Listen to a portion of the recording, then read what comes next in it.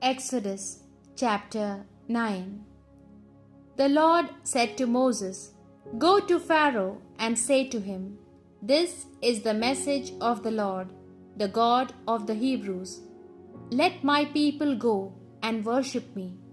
If you refuse to let them go and hold them back any longer, the hand of the Lord will bring a terrible plague on your livestock, your horses, your donkeys, your camels, your cattle, and your sheep.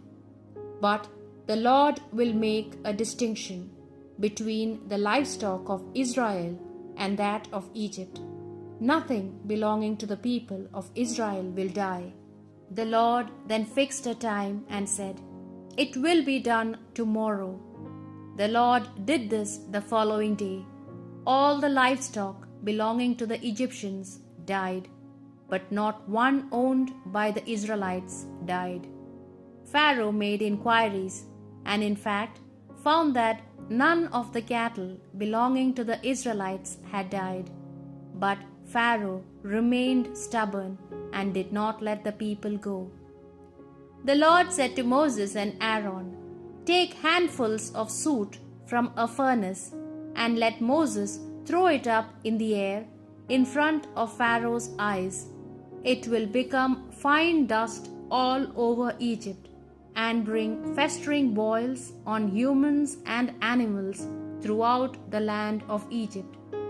So they took soot from the furnace, and in the presence of Pharaoh, Moses threw it up in the air, and it brought festering boils on humans and animals. And the magicians could not stand before Moses, because they had boils like all the other Egyptians. But the Lord made Pharaoh unmoved, and he did not listen to Moses and Aaron, as the Lord had foretold. The Lord said to Moses, "Rise early in the morning, present yourself to Pharaoh, and say to him, 'This is the message of the Lord, the God of the Hebrews. Let my people go, that they may offer me worship. Because this time I will send the full force of my plagues against you, your officials, and your people, that you may know there is no one like me in the whole world.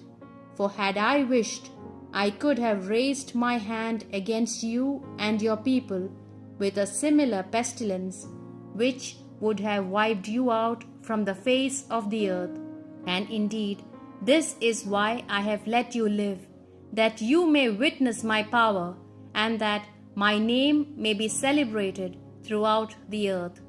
Are you still going to be haughty with my people and not allow them to leave the country?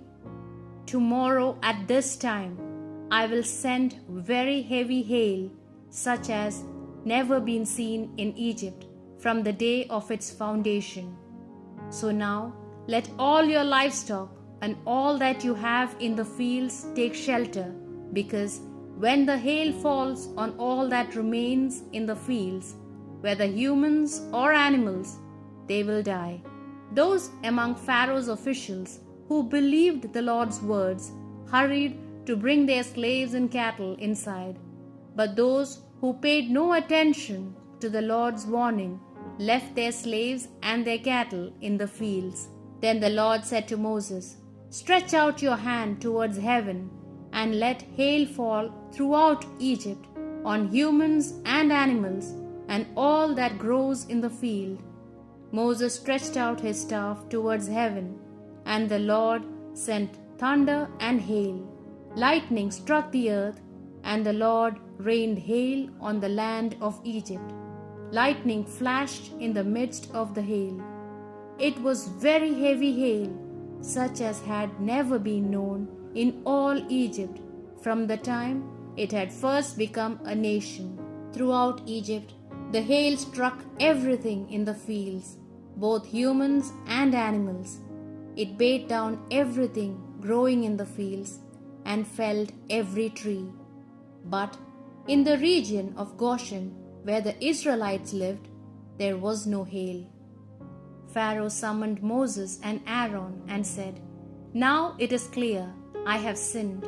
The Lord is in the right. I and my people are in the wrong.